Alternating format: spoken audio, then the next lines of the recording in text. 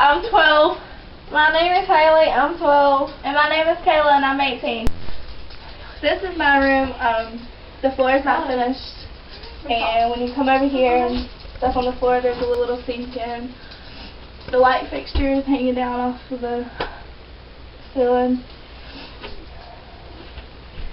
There's electrical outlet hanging out the wall. And this is one of our bathrooms. The floor has not completely done, and the part that is done, it's come apart. There's water damage beside the tub.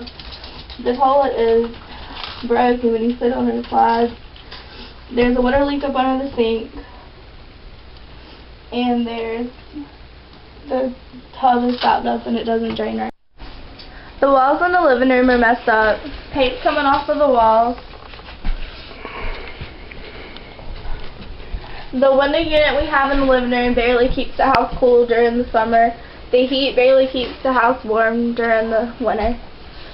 Show Mom and Dad. This is the thing that we have set up for our parents. Our mom is on the left and our dad is on the right. The drawers in the kitchen are falling off the hinges and they don't stay on. The kitchen sink, it leaks and there's mold up under the sink everywhere. You prop a broom into the stove and pull it up onto the counter and get it to stay so that you can actually cook. The dryer doesn't dry clothes too fast. It takes about 2 hours to dry even one load of clothes. The back door does not shut completely.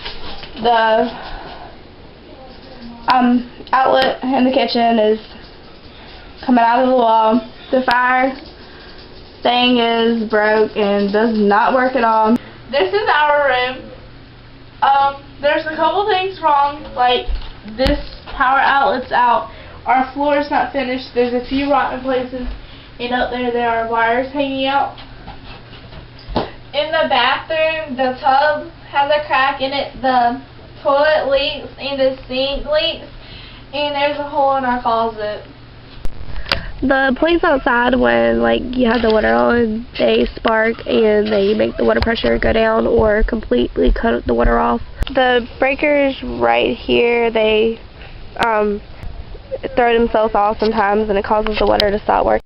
Hey, I'm Hannah. Kayla, I've always looked up to her because I've always wanted to follow inside of her footsteps to be a lawyer. I've always wanted to own a lawyer with her, and my mom and dad, they always pushed us to keep going, and so did my papa, and they always told us that they believed that we could do anything that we wanted.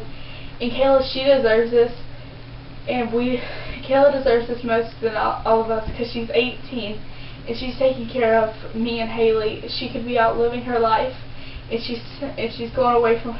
She's not going to college to fulfill her dreams to take care of us, and the way that she also believes in us, and the way that she tries to strive, even though she cannot live her life, but she still tries to give me and Haley the life that we had before our mom and dad. She really does deserve this.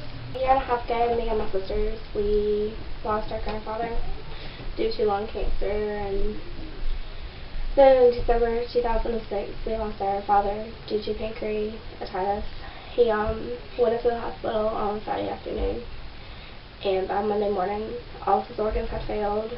He was bleeding out of his eyes and his nose and his mouth, and the doctors had recently told us that Sunday afternoon that if his heart failed, then there was absolutely no chance of saving him. And on Monday morning, we got the phone call that his heart had failed, and there was absolutely no way to save our dad.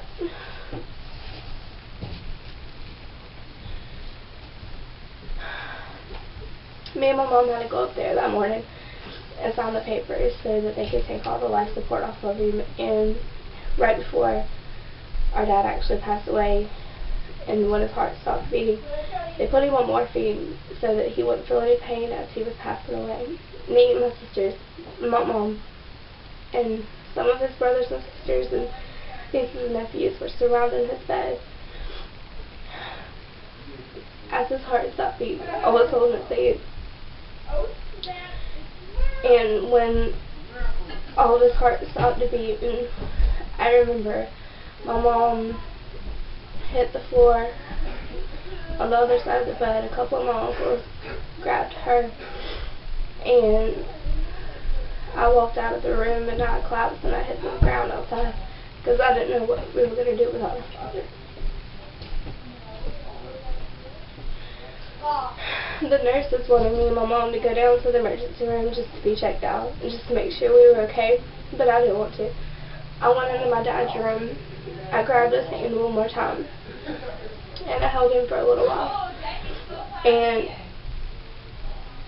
it was like he gave me all his strength and told me that it was going to be okay and that we could get through it. And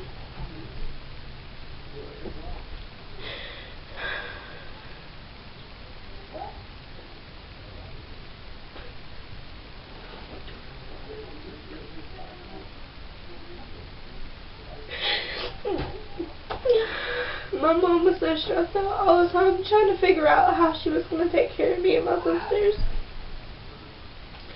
I was her support. I was always there for her. I did everything that I could possibly do to make it easier for her.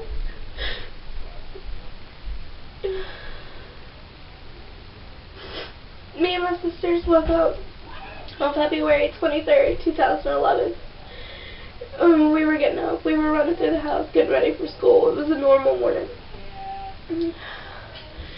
My mom was perfectly fine the night before. She just had a mild headache, so I kind of figured she was getting sick. Well, that morning we tried to wake her up. She wouldn't respond to any of us. And all three of me and my sisters, we were standing around her, and we kept saying, "Mama, get up. Mom, it's time to take us to school." We all looked at each other. We noticed the blanket wasn't moving from her breathing, and I snatched the blanket down off of her, and I know she had passed away in her sleep.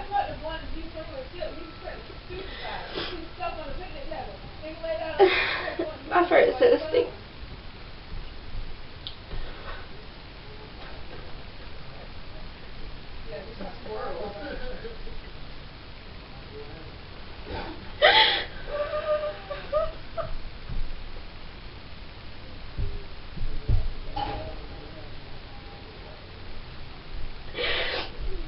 my first instinct was how I was going to take care of my sisters and what was going to happen to us.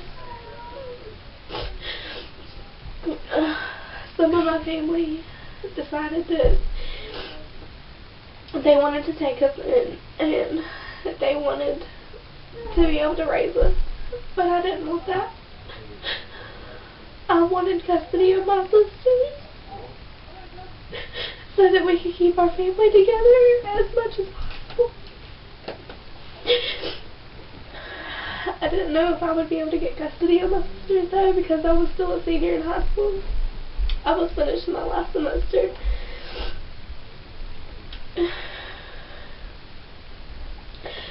Me and my sisters have been through a lot, and we're in a sense okay. I mean, we're dealing with it.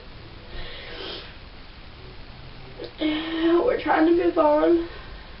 We're trying to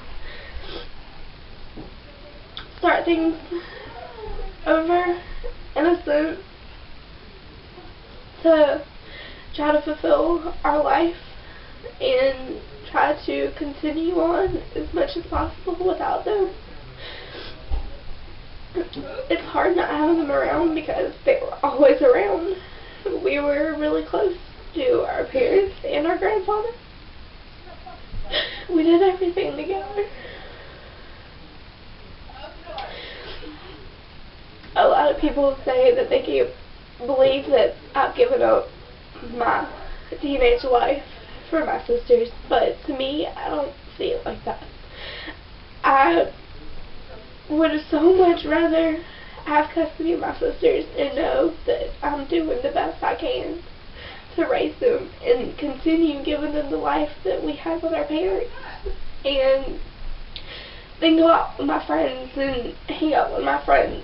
I chose my sisters because it was what I chose to do. It was what I wanted to do. And in my heart, it was the right decision. And to this day, it is still the right decision to me. It will always be the right decision. I would do anything in this world for my sisters. I think having Extreme Makeover come and give us a house would prevent a lot of stress for me and my sisters. We are always constantly worrying about if the water's going to stop again, or if the pipes are going to bust in the ground and then we have to replace the pump.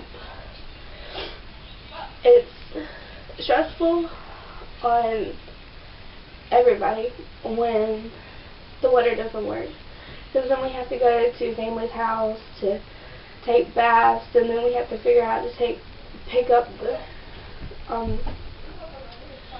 rest of the stuff in the house, and then we have to actually get the money out to go buy a new pump, and then have my uncles come over and fix it and get it running again.